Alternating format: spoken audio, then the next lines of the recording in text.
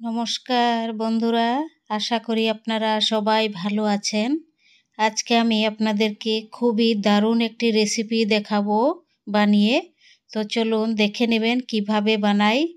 মটরশুঁটির খোসা দিয়ে, মটরশুঁটির খোসা ফেলে দিবেন না, এরকমভাবে পরিষ্কার করে দেখবেন দুর্দান্ত সুস্বাদু আমি ব্রেকফাস্ট বানাবো। এরকমভাবে দেখুন শক্ত খোসাটা ছাড়িয়ে যেদিকে নরম, এই নরম জায়গাটা দিয়ে আমি ব্রেকফাস্ট তৈরি করব। দেখবেন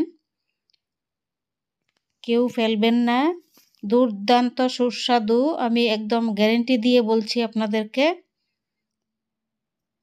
সবগুলো পরিষ্কার করা হয়ে গেছে, এখন ধুয়ে এটি পেস্ট করে নেব। দেখুন কি সুন্দর খোসা ছাড়ানো।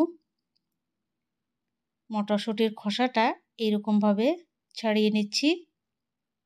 দেখুন এই শক্ত খোসাটা থাকলে বানানো যাবেও না, আর শরীরের ক্ষতি, ভালোও লাগবে না খেতে।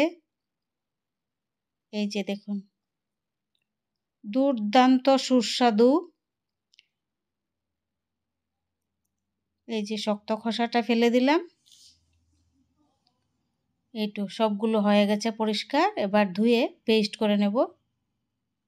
দেখুন এবার মিক্সির বাটিতে আমি নিয়ে নিচ্ছি ধুয়ে। এটি এখন পেস্ট করে নেব একদম মিহি করে। একটি কাঁচা লঙ্কা দিয়ে দিচ্ছি, এক পিস আদা,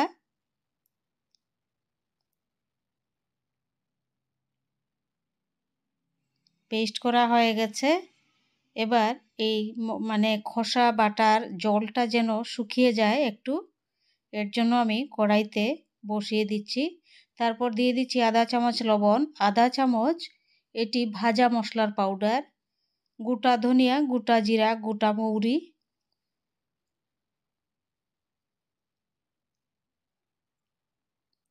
দারুণ লাগবে খেতে, এরকম বানিয়ে খেয়ে দেখবেন।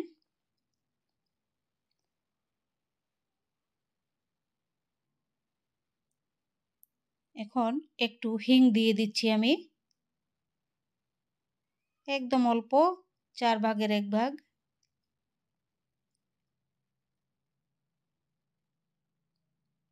একদম ইউনিক রেসিপি।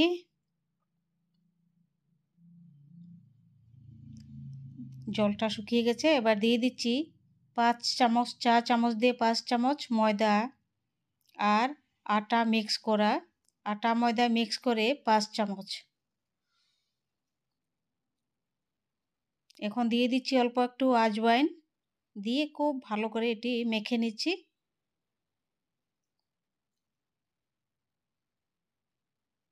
এটি ডো বানিয়ে নিচ্ছি, দেখুন খুব সুন্দর হয়েছে।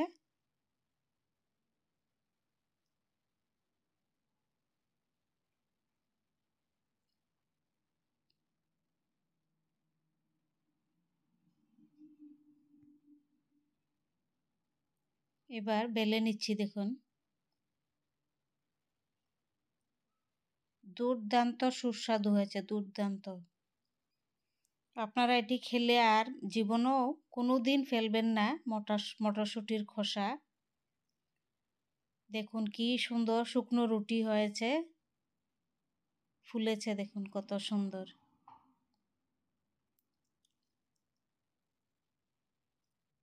খুব সুস্বাদু হয়েছে খেতে,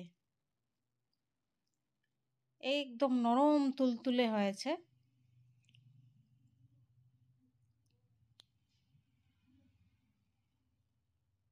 ঢেলে নিচ্ছি এবার।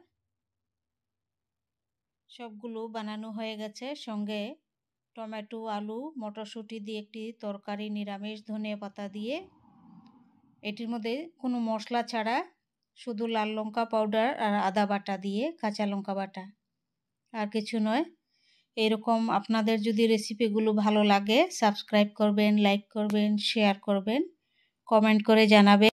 সবাই ভালো থাকবেন, সুস্থ থাকবেন, এই প্রার্থনা করি ভগবানের কাছে। আর এরকম রেসিপি বানিয়ে খেয়ে দেখবেন, দুর্দান্ত সুস্বাদু।